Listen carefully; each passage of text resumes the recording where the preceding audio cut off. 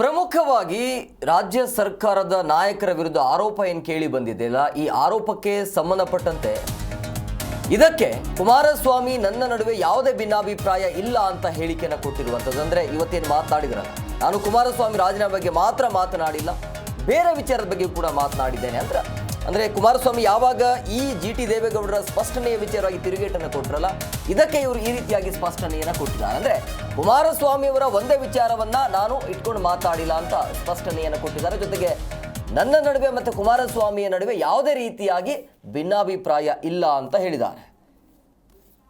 ಕೂಡಲೇ HD ಕುಮಾರಸ್ವಾಮಿ 2 ಲಕ್ಷ ಓಟಲ್ಲಿ ಗೆದ್ದಿದ್ದಾರೆ, ಅವ್ರ ಮೇಲೆ FIR ಇದೆ ಅಂತೇಳಿ ಅವ್ರು ರಾಜೀನಾಮೆ ಕೊಡೋ ಅಗತ್ಯ ಇಲ್ಲ. ಸಿದ್ದರಾಮಯ್ಯನವರು ಅವ್ರ ಪತ್ನಿ ಅವ್ರ ಮೇಲೆ ಏನು FIR ಹಾಕಿದ್ದಾರೆ, ರಾಜ್ಯಪಾಲರು ರಾಜೀನಾಮೆ ಕೊಡಿ ಅಂತೇಳಿಲ್ಲ, ಕೋರ್ಟು ರಾಜೀನಾಮೆ ಕೊಡು ಅಂತೇಳಿಲ್ಲ, ಇನ್ವೆಸ್ಟಿಗೇಷನ್ ಮಾಡಿ ಅಂತ ರಾಜ್ಯಪಾಲರು ಹೇಳಿದ್ದಾರೆ. ನ್ಯಾಯಾಲಯ ಅದನ್ನು ಎತ್ತಿಡ್ದಿದೆ. ಅದು ಕೋರ್ಟ್ ತೀರ್ಪು ಬಂದ ಮೇಲೆ ಏನಾಗುತ್ತೆ ಆ ತೀರ್ಮಾನ ಕೈಗೊಳ್ಳಬೇಕೇ ಹೊರತು ಈಗ ಯಾರು ಸಿದ್ದರಾಮಯ್ಯ ಆಗಲಿ, ಕುಮಾರಸ್ವಾಮಿಯವರಾಗಲಿ, ಯಡಿಯೂರಪ್ಪನವರಾಗಲಿ ಯಾರು ರಾಜೀನಾಮೆ ಕೊಡ್ತಕ್ಕಂಥ ಅಗತ್ಯ ಇಲ್ಲ. ಅಶೋಕ್ ಅವರಾಗಲಿ ಯಾರು ರಾಜೀನಾಮೆ ಕೊಡ್ತಕ್ಕಂಥ ಅಗತ್ಯ ಇಲ್ಲ. ಕೇಂದ್ರದಲ್ಲಿ ಭಾರತೀಯ ಜನತಾ ಪಕ್ಷಕ್ಕೆ 5 ವರ್ಷ ಅಧಿಕಾರ ಕೊಟ್ಟವ್ರೆ, ಕರ್ನಾಟಕದಲ್ಲಿ ಕಾಂಗ್ರೆಸ್ ಪಕ್ಷಕ್ಕೆ 5 ವರ್ಷ ಅಧಿಕಾರ ಕೊಟ್ಟವ್ರೆ. ನೀವು ಅವ್ರನ್ನ ಈ ಬಗ್ಗೆ ಮತ್ತಷ್ಟು ಮಾಹಿತಿ ನೀಡ್ತಾರೆ ನಮ್ಮ ಪ್ರತಿನಿಧಿ ಜನಾರ್ದನ್ ಹೆಬ್ಬಾರ್ ಫೋನ್ ಸಂಪರ್ಕದಲ್ಲಿದ್ದಾರೆ. ಜನಾರ್ದನ್, ಆರಂಭದಲ್ಲಿ GT ದೇವೇಗೌಡರು ಹೇಳಿರುವಂಥದ್ದು ಸಿದ್ದರಾಮಯ್ಯನವರು ಯಾಕೆ ರಾಜೀನಾಮೆಯನ್ನು ನೀಡಬೇಕು ಅಂತೇಳಿ, ಆದರೆ ಈಗ ತಿರ್ಗಾ ಅದರ ಬಗ್ಗೆ ಸ್ಪಷ್ಟನೆಯನ್ನು ಕೊಡ್ತಿದ್ದಾರೆ, ನಾನು ಹಂಗೆ ಹೇಳೇ ಇಲ್ಲ ಅಂಥೇಳಿ. ಅಂದರೆ ಏನು ನಡೀತಾ ಇದೆ ರಾಜಕಾರಣದಲ್ಲಿ ಅಂಥೇಳಿ, ಎಲ್ಲಿಯ ತನಕ ಬಂದಿದೆ ಈ ಪ್ರಕರಣ, ಎಲ್ಲಿಯ ತನಕ ಹೋಗ್ಬೋದು ಅಂತ?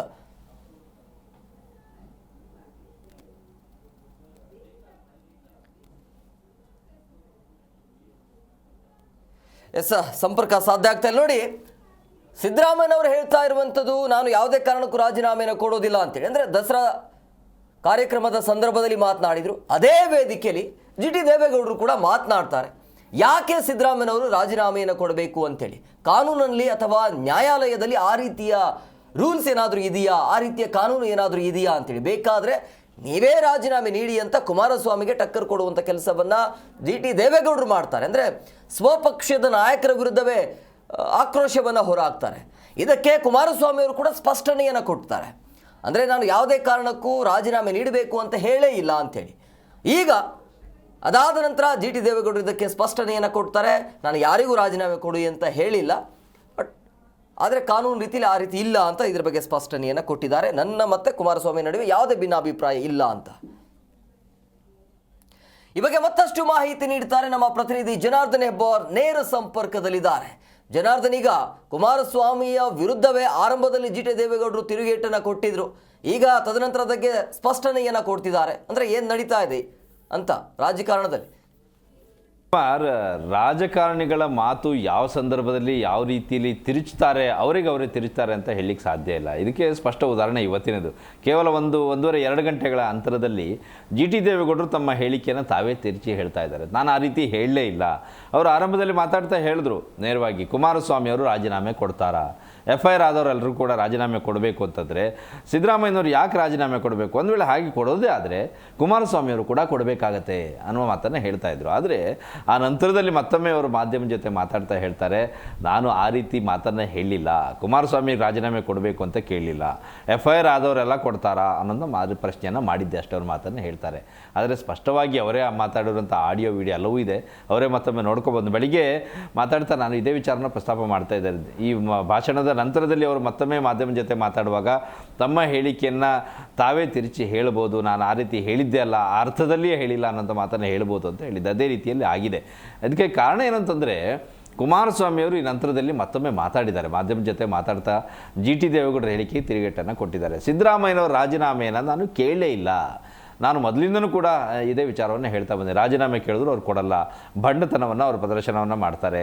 ನಾನು ಹೇಳ್ತಾ ಇರೋದು FIR ಆಗಿರೋ ಕಾರಣಕ್ಕಾಗಿ ರಾಜೀನಾಮೆ ಕೊಡಬೇಕು ಅಂತಲ್ಲ, ಆಡಳಿತವನ್ನು ದುರುಪಯೋಗ ಪಡಿಸ್ಕೊಳ್ತಾ ಇದ್ದಾರೆ, ಅಧಿಕಾರಿಗಳನ್ನು ದುರುಪಯೋಗ ಪಡಿಸ್ಕೊಳ್ತಾ ಇದ್ದಾರೆ. ಪದೇ ಪದೇ ಇದು ಪುನರಾವರ್ತನೆ ಆಗ್ತಾ ಇದೆ. ಮೂಡಾ ಕೇಸ್ನಲ್ಲೂ ಕೂಡ ಸೇರಿದಾಗೆ ಬೇರೆ ಬೇರೆ ವಿಚಾರದಲ್ಲೂ ಸಹಿತ ಆ ರೀತಿ ಆಗ್ತಾ ಇದೆ. ಈಗ ಮೊನ್ನೆ ಸೈಟನ್ನು ವಾಪಸ್ ಕೊಟ್ರಲ್ಲ ಹೇಮಕುಮಾರ್, ಆ ಸಂದರ್ಭದಲ್ಲೂ ಸಹಿತ ಅವರು ಅಧಿಕಾರಿಗಳನ್ನು ದುರುಪಯೋಗ ಪಡಿಸ್ಕೊಳ್ಳೋದ್ರ ಬಗ್ಗೆ ಕುಮಾರಸ್ವಾಮಿ ಪ್ರಸ್ತಾಪ ಮಾಡಿದರು.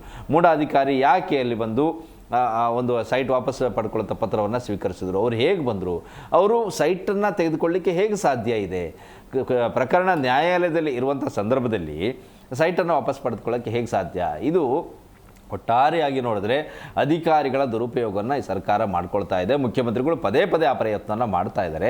ಆ ಕಾರಣಕ್ಕಾಗಿ ನಾನು ರಾಜೀನಾಮೆಯನ್ನು ಈಗ ಒಂದು ಆಗ್ರಹ ಮಾಡ್ತಾ ಇದ್ದೀನಿ ಹೊರತು ಮೊದಲಿಂದನೂ ರಾಜೀನಾಮೆ ಕೇಳಬೇಕು ಅಂತ ನಾನು ಹೊರಟಿಲ್ಲ ಅಂತೇಳಿ. ಆದರೆ GT ದೇವೇಗೌಡರು ಯಾವ ಕಾರಣಕ್ಕಾಗಿ ಆ ರೀತಿ ಜೋಶಲ್ಲಿ ಮಾತಾಡಿದ್ರು ಗೊತ್ತಿಲ್ಲ.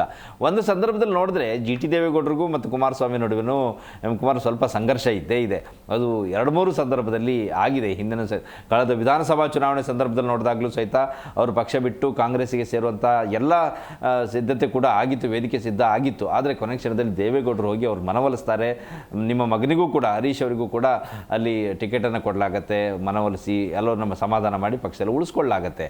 ಆ ನಂತರದಲ್ಲಿ ಪಕ್ಷದಲ್ಲಿ ಅವರಿಗೆ ಕೋರ್ ಕಮಿಟಿ ಅಧ್ಯಕ್ಷ ಸ್ಥಾನ ಕೊಡಲಾಗತ್ತೆ. ಆ ಸಂದರ್ಭಕ್ಕೆ ಅವರು ತೃಪ್ತಿ ಪಟ್ಕೊಂಡಿದ್ದರು. ಕಾರಣ ಏನಂತಂದರೆ ಮುಂದೆ ಏನಾಗತ್ತೆ ಅನ್ನೋದು ವಿಚಾರ ಆವಾಗ ಗೊತ್ತಿರಲಿಲ್ಲ. ಅವರು ಅದೇ ಸ್ಥಾನಕ್ಕೆ ತೃಪ್ತಿ ಪಟ್ಕೊಂಡಿದ್ದರು. ಕುಮಾರಸ್ವಾಮಿ ಅವರು ಶಾಸಕಾಂಗ ಪಕ್ಷದ ನಾಯಕರಾಗಿದ್ದರು. ಆನಂತರ ಲೋಕಸಭೆ ಚುನಾವಣೆಯಲ್ಲಿ ಕುಮಾರಸ್ವಾಮಿ ಸ್ಪರ್ಧಿಸಿ ಲೋಕಸಭೆಗೆ ಹೋದ ನಂತರದಲ್ಲಿ ಇಲ್ಲಿ ಈ ಸ್ಥಾನ ಖಾಲಿ ಆಗುತ್ತೆ, ಶಾಸಕಾಂಗ ನಾಯಕ ಸ್ಥಾನ ಖಾಲಿ ಆಗುತ್ತೆ. ಆವಾಗ GT ದೇವೇಗೌಡರಿಗೆ ಆ ಸ್ಥಾನ ತನಗೇ ಸಿಗತ್ತೆ. ಪಕ್ಷದಲ್ಲಿ ತಾನು ಹಿರಿಯ ಇದ್ದೀನಿ, ಇಷ್ಟು ಬಾರಿ ಆಯ್ಕೆ ಆಗಿದ್ದೀನಿ, ಯಾರೂ ಆಪ್ಷನ್ನೇ ಇಲ್ಲ ಅನ್ನೋಂಥ ಒಂದು ಭಾವನೆಯಲ್ಲಿ ಅವರಿದ್ದರು. ಒಂದು BJP JDS ಸಭೆಯಲ್ಲೂ ಸಹಿತ ಈ ವಿಚಾರ ಪ್ರಸ್ತಾಪ ಆದಾಗ ಕುಮಾರಸ್ವಾಮಿ ಅವರು ಇನ್ನೇನು GT ದೇವೇಗೌಡರಿಗೆ ಆಗತ್ತೆ ಅನ್ನೋ ರೀತಿಯಲ್ಲೇ ಮಾತಾಡಿದರು. ದೇವೇಗೌಡರ ಜೊತೆಯಲ್ಲಿ ಮಾತಾಡಿ ಅದನ್ನು ಫೈಲನ್ ಮಾಡ್ತೀವಿ ಅನ್ನೋ ಮಾತನ್ನೇ ಹೇಳಿದರು. ಆದರೆ ಘೋಷಣೆ ಆಗಿದ್ದು ಮಾತ್ರ ಸುರೇಶ್ ಬಾಬು ಅವರ ಹೆಸರು. ಆ ಕ್ಷಣಕ್ಕೆ GT ದೇವೇಗೌಡರು ತೀವ್ರವಾಗಿ ಅಸಮಾಧಾನಗೊಳ್ತಾರೆ. ತಕ್ಷಣ ಅವರು ದೇಶ ಬಿಟ್ಟು ಬೇರೆ ದೇಶಕ್ಕೆ ಹೋಗ್ತಾರೆ, ಅಲ್ಲಿ ಹೋಗಿ ವಿಶ್ರಾಂತಿ ಪಡ್ಕೊಳ್ತಾರೆ. ಕಾರಣ ವಿಶ್ರಾಂತಿಗಾಗಿ ಅಲ್ಲ, ತೀವ್ರ ಅಸಮಾಧಾನಗೊಂಡು ಇಲ್ಲಿ ಇರೋದೇ ಬೇಡ, ಒಂದು ಸ್ವಲ್ಪ ದಿನ ಯಾರ ಕೈಗೂ ಸಿಗೋದು ಬೇಡ ಅಂತೇಳಿ ಅವರು ವಿದೇಶಕ್ಕೆ ಹೋಗಿದ್ದರು. ಅಲ್ಲಿಂದ ಇವರ ಸಂಘರ್ಷ ಮತ್ತಷ್ಟು ಜೋರಾಗತ್ತೆ. ಆ ನಂತರದಲ್ಲಿ ಕುಮಾರಸ್ವಾಮಿಯವರ ಜೊತೆಯಲ್ಲಿ ಇವರು ತಮ್ಮ ಮನಸ್ತಾಪವನ್ನು ತೊಡ್ಕೊಳ್ತಾರೆ, ದೇವೇಗೌಡರ ಜೊತೆಯಲ್ಲಿ ತೊಡ್ಕೊಳ್ತಾರೆ, ಪಕ್ಷದಲ್ಲಿರುವಂಥ ಇತರ ಪ್ರಮುಖರ ಜೊತೆಯಲ್ಲಿ ತೊಡ್ಕೊಳ್ತಾರೆ. ಆಗ ಇನ್ನೇನು ಇವರು ಮತ್ತೆ ಪಕ್ಷದಿಂದ ವಿಮುಖರಾಗ್ತಾರೆ ಅಂತ ಕಂಡು ಬಂದಾಗ ಅವರನ್ನು ಮತ್ತೆ ಸಮಾಧಾನ ಪಡಿಸೋ ಕೆಲಸ ಆಗುತ್ತೆ. ಮುಂದೆ ಎಲ್ಲವೂ ಕೂಡ ಸರಿ ಆಗತ್ತೆ ಅನ್ನೋಂಥ ಒಂದು ಭಾವನೆ. ಅಂದರೆ ಪರೋಕ್ಷವಾಗಿ ಅಧ್ಯಕ್ಷ ಸ್ಥಾನ ಖಾಲಿ ಆಗ್ತಾ ಇದೆ JDSನಲ್ಲಿ. ಕುಮಾರಸ್ವಾಮಿಯವರು ಅಧ್ಯಕ್ಷರಾಗಿರೋ ಕಾರಣಕ್ಕಾಗಿ ಆ ಸ್ಥಾನ ಬೇರೆಯವರಿಗೆ ಇರುತ್ತೆ ಅನ್ನೋಂಥ ಒಂದು ಪರೋಕ್ಷವಾದಂಥ ಧಾಟಿಯಲ್ಲಿ ಅವರು ಮಾತಾಡಿರ್ತಾರೆ. ಆ ಒಂದು ಸ್ಥಾನ ಸಿಗ್ಬೋದು ಅಂತೇಳಿ. ಆದರೆ GT ದೇವೇಗೌಡರಿಗೆ ಸ್ಪಷ್ಟವಾಗಿ ಗೊತ್ತಿದೆ ಅಧ್ಯಕ್ಷ ಸ್ಥಾನ ತನಗೆ ಸಿಗಲ್ಲ ಅನ್ನೋದು ಕೂಡ ಸ್ಪಷ್ಟವಾಗಿ ಗೊತ್ತಿದೆ. ಆ ಕಾರಣಕ್ಕಾಗಿ ಅವರು ಅವರ ಮಾತನ್ನು ಒಪ್ಪಲ್ಲ. ಪಕ್ಷದಲ್ಲಿ ಎಷ್ಟಕ್ಕೆ ಬೇಕೋ ಅಷ್ಟಕ್ಕೆ ಅವರು ಪಕ್ಷದ ಕಾರ್ಯಕ್ರಮದಲ್ಲಿ ತೊಡಕೊಳ್ತಾರೆ, ಹಾಗೆ ಮುಂದುವರಿತಾ ಇದ್ದರು. ಈಗ ಅವರಿಗೆ ವೇದಿಕೆ ಸಿಕ್ಕ ತಕ್ಷಣ ಅವರ ಹೊಟ್ಟೆಯ ಒಳಗಡೆ ಇದ್ದಂಥ ಅಸಮಾಧಾನ ತಕ್ಷಣಕ್ಕೆ ಹೊರಗೆ ಬಂದಿದೆ. ಕುಮಾರಸ್ವಾಮಿ ಅವರ ವಿರುದ್ಧ ವಾಗ್ದಾಳಿಯನ್ನು ನಡೆಸಿಬಿಟ್ಟಿದ್ದಾರೆ. ಆ ನಂತರದಲ್ಲಿ ಅವರಿಗೆ ಅನಿಸಿದೆ ಸ್ವಲ್ಪ ಏನು ಜಾಸ್ತಿ ಮಾತಾಡಿದ್ನೇನೋ ಅಂತೇಳಿ. ಹಾಗಾಗಿ ಅದನ್ನು ಆ ರೀತಿ ಮಾತಾಡಿಲ್ಲ, ನಾನು ಹೇಳಿದ್ದು ಹೀಗೆ ಅಂಥೇಳಿ ಅದನ್ನು ತಮ್ಮ ಮಾತನ್ನೇ ತಾವು ತಿರುಸಿ ಹೇಳುವಂತಹ ಪ್ರಯತ್ನವನ್ನು ಮಾಡಿದ್ದಾರೆ. ಆದರೆ ಇಲ್ಲಿ ಸ್ಪಷ್ಟವಾಗಿದೆ, ಯಾವುದೇ ಸಾಕ್ಷ್ಯಗಳ ಅಗತ್ಯ ಕೂಡ ಇಲ್ಲ. ಅವರು ಆಡಿರೋ ಮಾತಿಗೆ ಅವರಿಗೆ ಯಾಕೆ ಸಾಕ್ಷಿ ಅನ್ನೋ ಹಾಗೆ ವೇದಿಕೆಯಲ್ಲಿ ಅವರು ಹೇಳಿದರು. ಕುಮಾರಸ್ವಾಮಿ ಅವರು ರಾಜೀನಾಮೆ ಕೊಡ್ತಾರಂತ ಪ್ರಶ್ನೆ ಮಾಡಿದರು. ಈಗ ಆ ಮಾತು ತಾನು ಹಾಗೆ ಹೇಳಿಲ್ಲ ಅಂತ ತೇಪೆ ಹಚ್ಚುವಂತಹ ಕೆಲಸವನ್ನು ಮಾಡಿದ್ದಾರೆ. ಕುಮಾರಸ್ವಾಮಿ ಮತ್ತು GT ದೇವೇಗೌಡರು ಮುಖಾಮುಖಿ ಆದಂಥ ಸಂದರ್ಭದಲ್ಲಿ ಮತ್ತೇನು ಮಾತುಕತೆ ಆಗುತ್ತೆ ಅನ್ನೋದನ್ನು ನೋಡಬೇಕು. ಇದಕ್ಕೆ ನಾಳೆ ದಿನ ಮತ್ತೆ ನಿಮ್ಮ ಪ್ರತಿಕ್ರಿಯೆ ಕೊಡ್ತಾರೆ ಅನ್ನೋದು ಕೂಡ ಇಲ್ಲಿ ಇರುವಂತಹ ಕುತೂಹಲ. ಕುಮಾರ್, ಇನ್ನೊಂದು ವಿಚಾರ ನಾವಿಲ್ಲಿ ಗಮನಿಸಬೇಕಾಗಿರೋದು, GT ದೇವೇಗೌಡರು ಯಾಕೆ ಈ ರೀತಿ ಸಿದ್ದರಾಮಯ್ಯನವ್ರ ಪರವಾಗಿ ಬ್ಯಾಟ್ ಬೀಸಿದರು?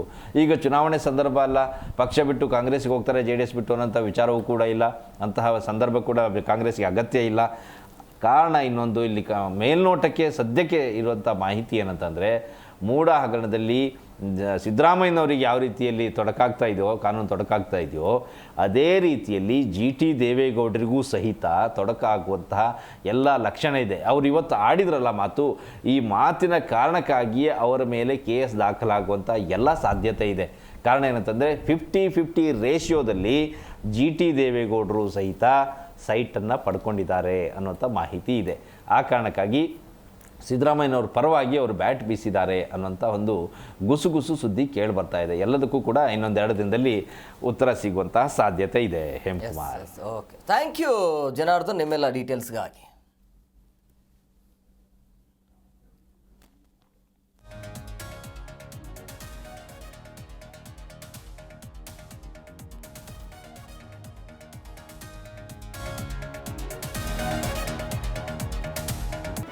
ಜಿ ಕನ್ನಡ ನ್ಯೂಸ್ ಈಗ ನಿಮ್ಮ ಮನೆಯಲ್ಲೇ ನೋಡಿ. ಎಲ್ಲ ಕೇಬಲ್ಗಳಲ್ಲಿ ಈಗ ಲಭ್ಯ.